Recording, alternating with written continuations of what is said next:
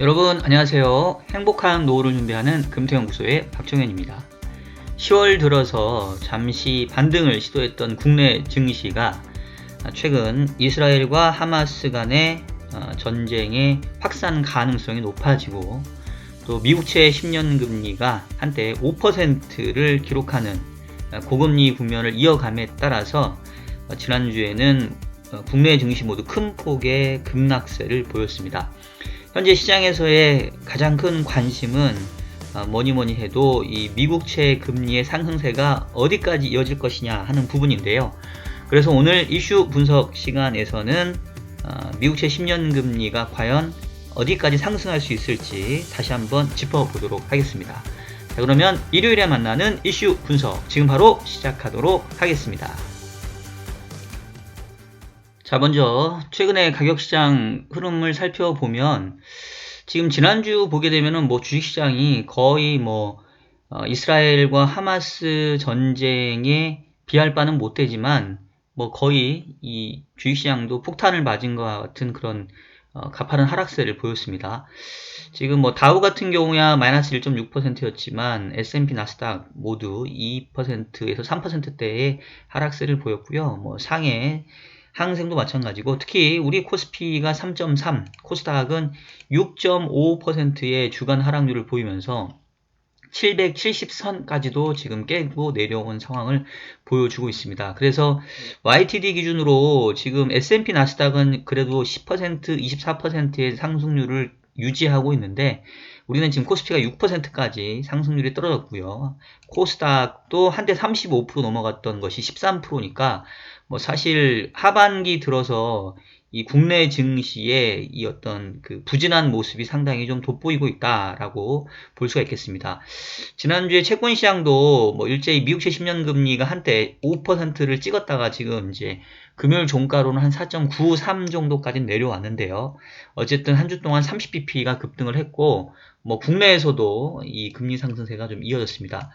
지난주에 주간 단위로 이제 유일하게 강했던 게 사실 유가가 조금 반등하면서 다시 88.7불까지 올랐고 그 다음에 금 가격이 상당 기간 약세였다가 최근에 이런 전쟁 이슈에 따라서 안전자산 선호 때문에 상당한 강세를 요즘 보여주고 있고요. 그리고 비트코인이 지금 4천만 원을 회복을 했는데 3만 달러를 지금 회복을 했죠. 최근에 비트코인 현물 ETF에 대한 상장 기대가 있고 얼마 전부터 보면 이 비트코인이 약간 전쟁이나 이런 어떤 기존의 금융 시스템에 불안이 발생하게 되면 약간 오히려 반사 이익을 누리는 모습들을 좀 보여주고 있습니다. 어쨌든 간에 전체적인 기존의 전통적인 주식과 채권 시장의 약세 흐름이 지난주에 상당히 크게 나타났다라고 볼 수가 있겠고요. 국내에서는 특히 지난주에 이른바 성장주의 하락폭이 상당히 심했습니다. 2차전지가 테슬라의 실적 쇼크에 의해서 2차전지 관련된 밸류체인들에 대한 우려가 커지면서 상당 부분 하락폭이 키웠고요. 또 이 바이오 액티브 제가 한동안 이 바이오 쪽에 대한 부분들을 좀 긍정적으로 생각하고 있었는데 타임폴리오 K바이오라든가 바이오 헬스케어 액티브 모두나 최근 한 2, 3주간 매우 가파른 하락세를 보이고 있어서 상당히 부진한 모습들을 좀 이어가고 있습니다. 의료기기 섹터도 마찬가지고요. 그래서 최근에 확실히 이 금리 상승으로 인해서 이 고금리에 취약한 이 성장주에 대한 약세 흐름이 상당히 좀 강하게 진행이 되고 있다. 이렇게 보면 되겠고요.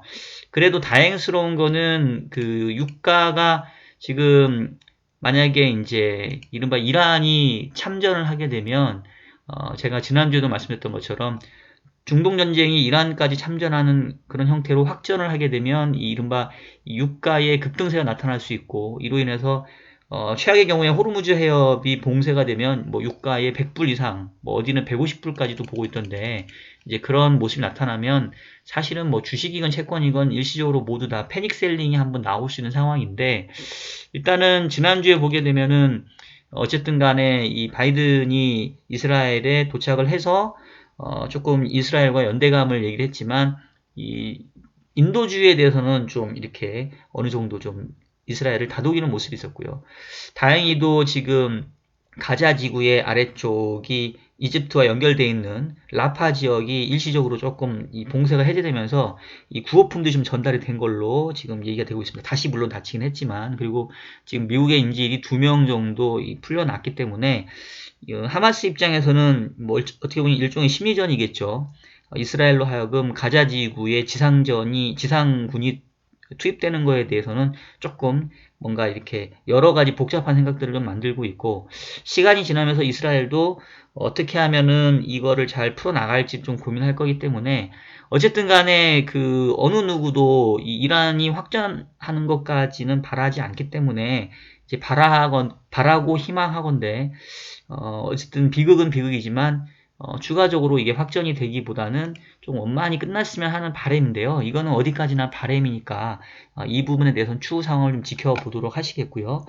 일단 다음 주에 우리가 눈여겨봐야 될 일정들은, 다음 주에 지금 뭐 22회의라든가 금요일날 미국의 PC 물가 발표가 어떻게 보면 중요할 수 있는데, 지금 제가 봤을 때는 22회의는 별로 의미가 없고, 9월 미국 물가도 일단은 뭐 그 지난달에 흐름과 큰 차이가 없을 것 같아서 별로 이슈가 될 것 같지는 않아요. 지금 단기적으로는 이제 역시 중동에 대한 관심, 그리고 특히나 그게 유가가 어떠한 형태로 나타나는지가 중요한데, 유가가 만약에 지금처럼 안정적인 모습을 보인다라고 한다면 그나마 조금 시장은 숨고를 수 있을 거고, 만약에 유가가 90불 위로 올라가게 된다, 100불에 가까워진다라고 한다면 시장은 상당히 어려운 모습을 보일 수 있을 겁니다. 그래서 일단은 현재로 봤었을 때는 조금 뭔가 그래도 최악의 상황들은 서로 피하려고 하는 게 아니냐라는 거를 이제 기본 가정으로 깔면, 다음 주가 이제 어느덧 실적 시즌으로 돌아가게 돼서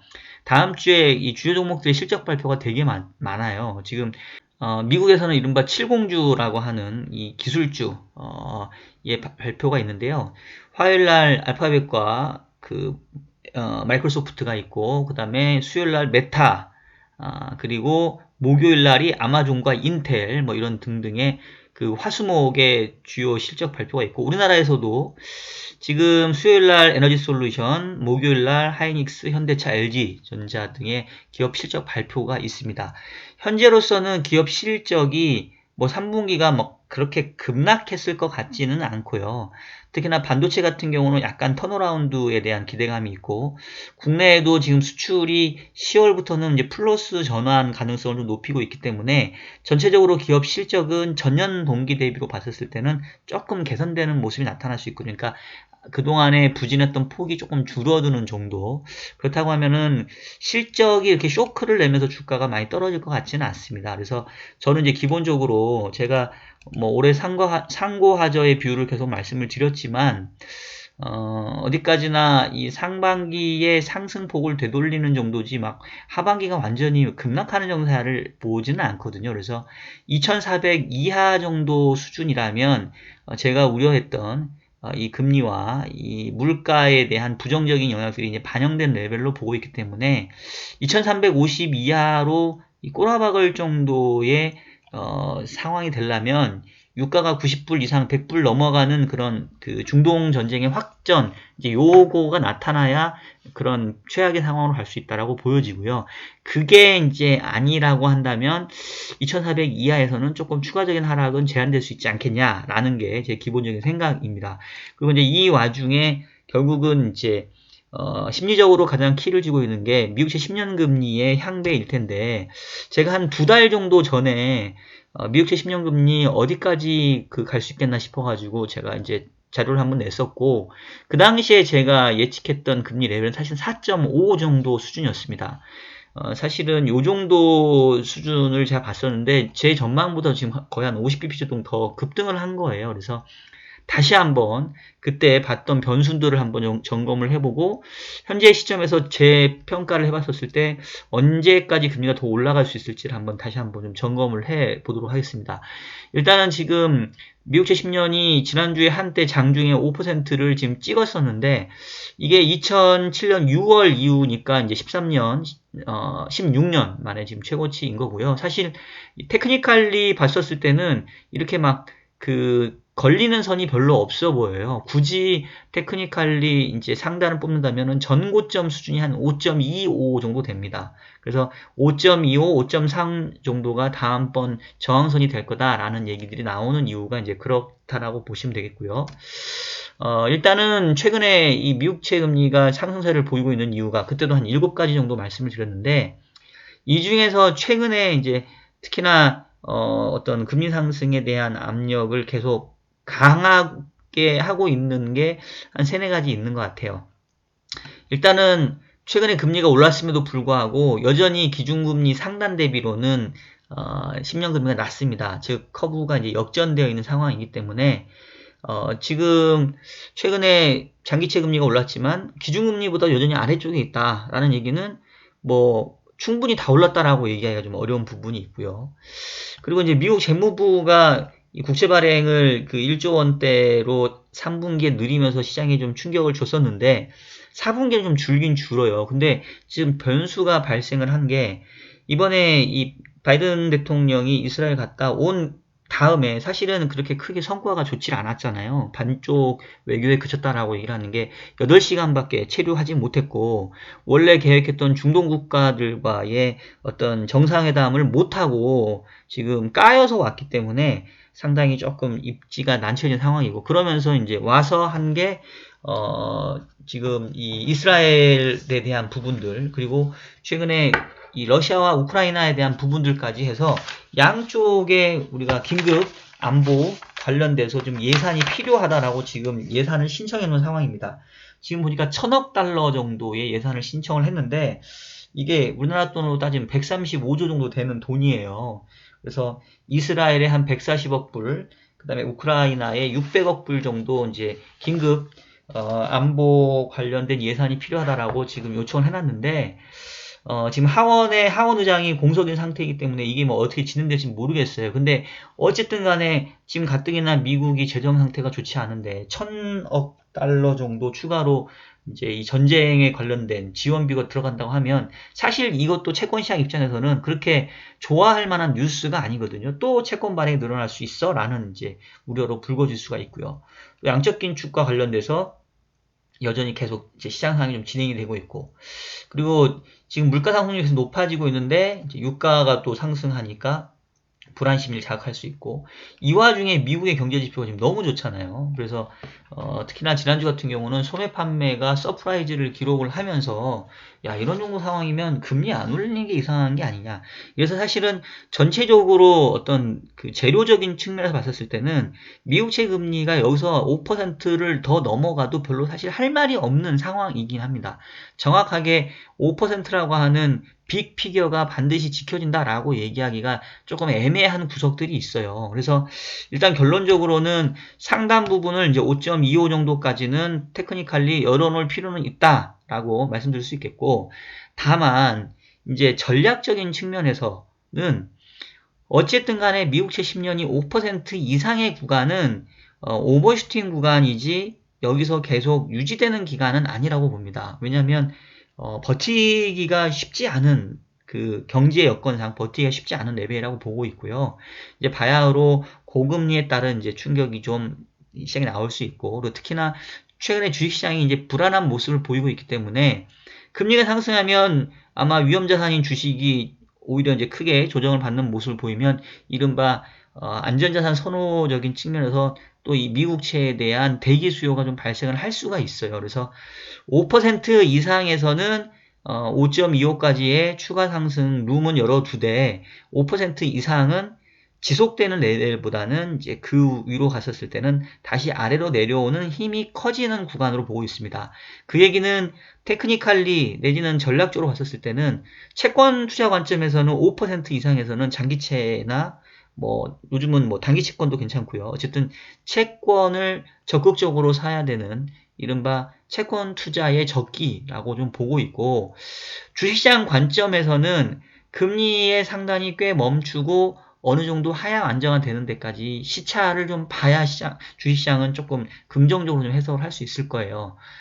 다만 이제 기술주 같은 경우는 실적이 요번에 나쁘지 않다라고 한다면 국내 시장에 비해서는 미국 주식 미국의 기술주는 좀 반등의 속도가 좀 빠를 수 있다. 이렇게 좀 보고 있습니다. 결론부터 우선 말씀 좀 드렸고요.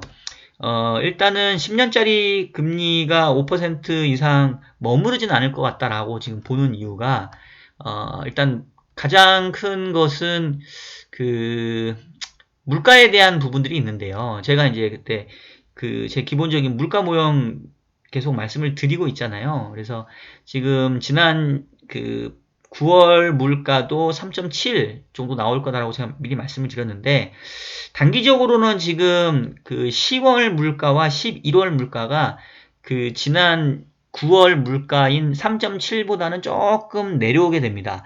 물론 12월 물가는 다시 올라가게 되는데, 10월 물가와 11월 물가가 단기적으로 조금 내려가는 듯한 모습을 보인다라는 거는 일단은 한숨 돌릴 수 있는 여유는 좀 줄 수 있을 것 같고, 그 다음에 유가도 최근에 뭐 90불을 찍었다가 일단은 조금 내려와 있거든요. 그래서 90불 이상 올라가지 않는다라고 가정을 한다면은 단기적으로 이 11월에 발표되는 10월 물가는 9월달 물가보다는 조금 낮아질 가능성이 있기 때문에 상단 부분에서는 조금은 상단을 좀 막아줄 수 있는 역할을 해줄 수 있지 않겠나, 일단 이렇게 좀 보고 있고요.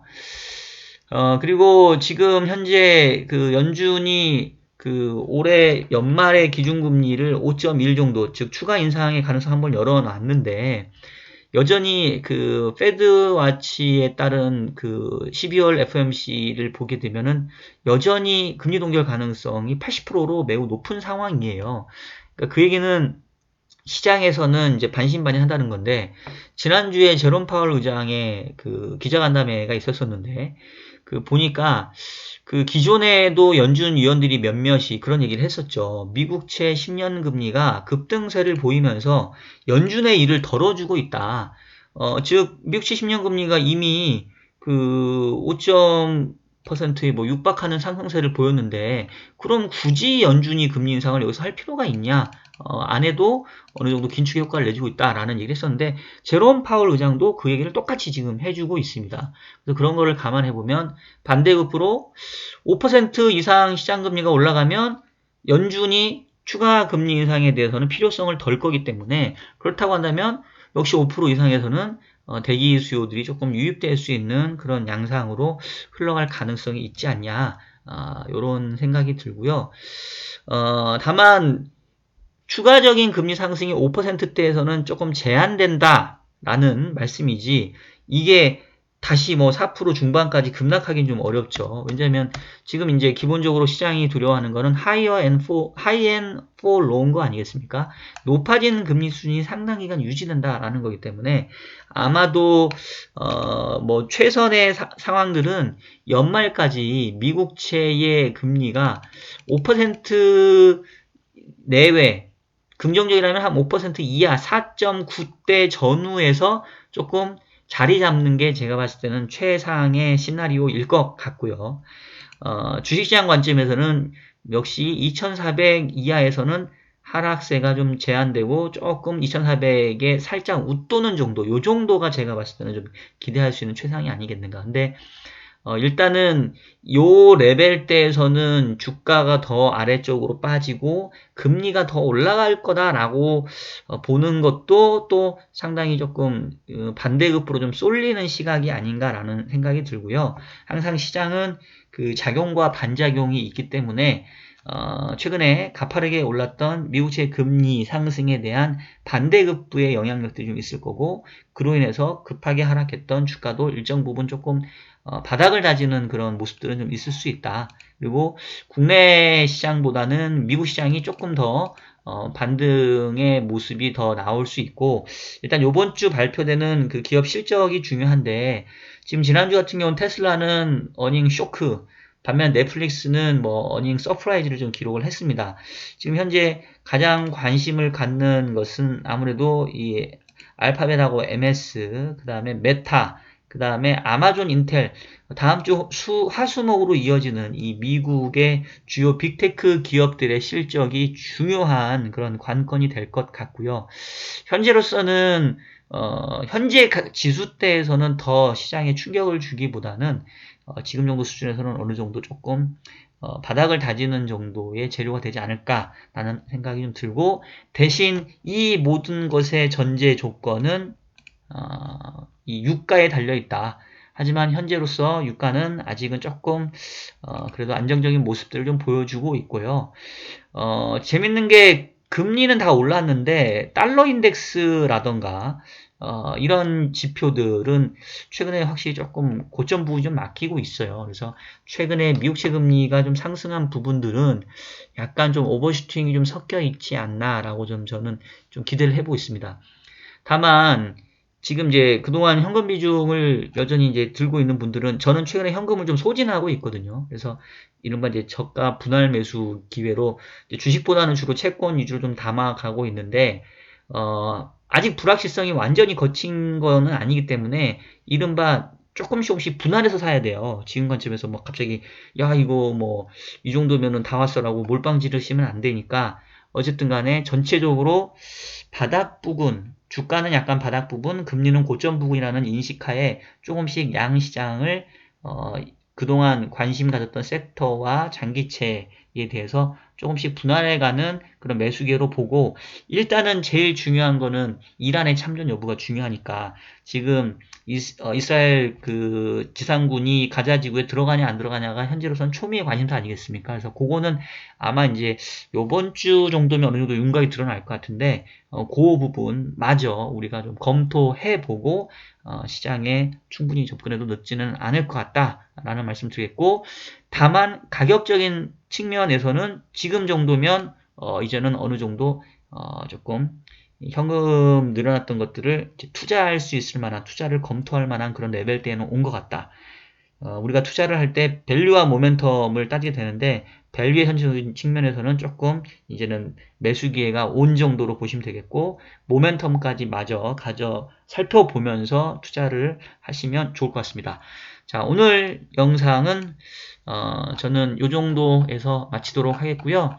상당히 이 전쟁 관련해서 좀 전황이 긴박하게 돌아가니까 저도 요즘에 계속 이스라엘 하마스 관련된 기사라든가 유튜브를 보고 있는데, 여러분도 좀 관심을 가졌으면 좋겠습니다. 자, 그리고 제가 그 지난주에 그 김작가TV 출연해가지고 영상이 지금 나오고 있고요.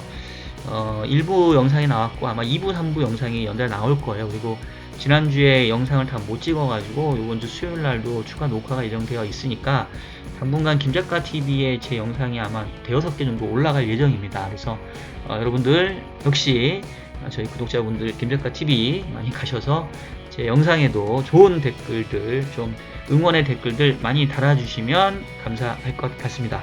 자, 그러면 저는 오늘 여기서 마치도록 하겠고요. 다음 주 일요일에도 더욱더 유익하고 알찬 내용으로 여러분들 찾아뵙도록 하겠습니다. 우리 모두 금퇴하는 그날까지 여러분 화이팅 하겠습니다. 다음 주에 뵐게요.